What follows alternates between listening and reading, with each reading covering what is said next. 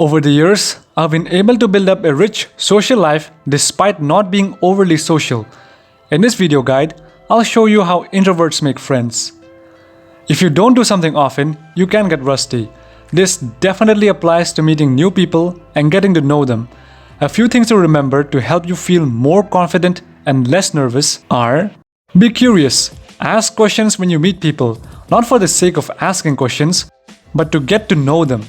Treat others with kindness and warmth, like they are already your friend.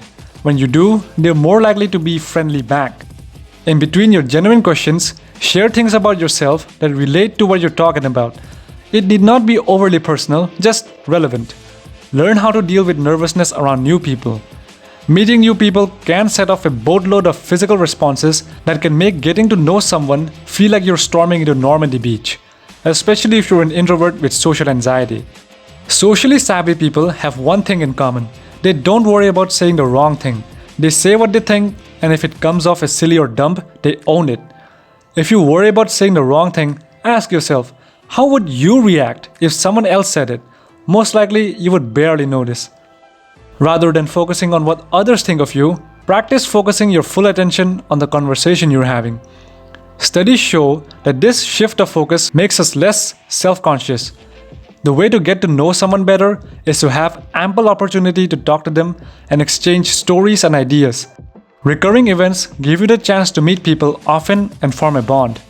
A powerful way to make friends as an introvert in college is to seek out groups in your school that interest you.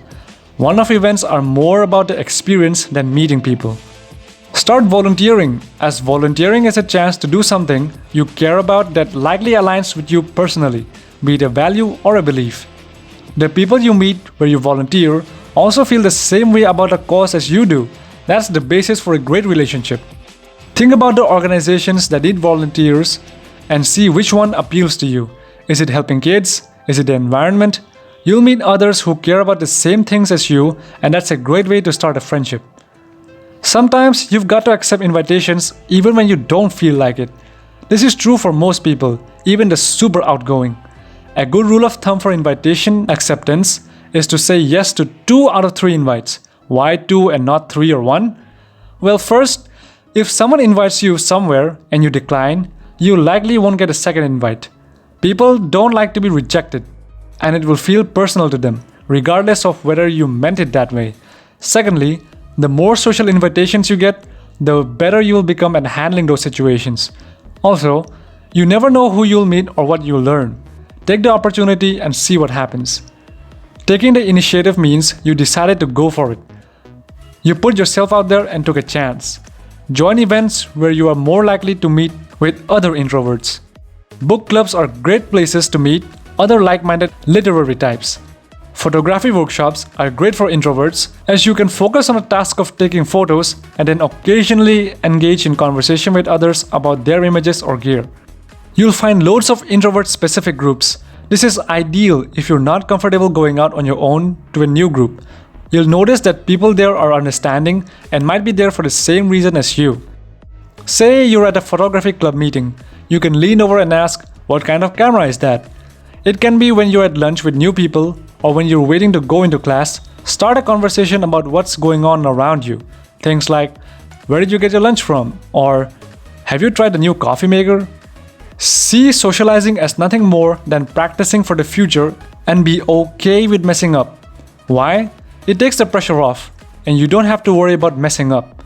Instead of trying hard to make friends, focus on enjoying your time at the event. Making friends is not an Olympic sport.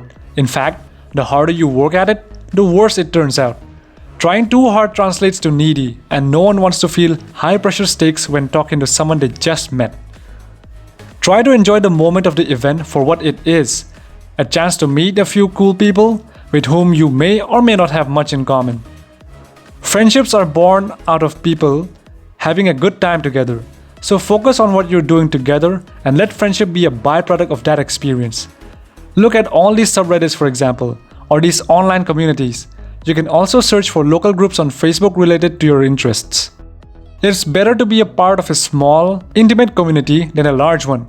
In a small group, you will be a valuable part of the team and likely needed to keep the group going. You will get to know the other members pretty well. just based on the amount of interaction you have online. In a larger community, it will take longer to get to know people because you may not end up seeing them very often. You're all in this together, you'll have lots to talk about. Make sure to look approachable when you go to events. There are few things you can do when you're going to an event that will help you look more approachable. If you tend to tense your face, make sure to relax your forehead and jaw. When tensed, we scrawl and that creates a furrow between our eyebrows, which makes us look angry. The same goes for your lips and teeth. Loosen your jaw and you will look more available for conversation.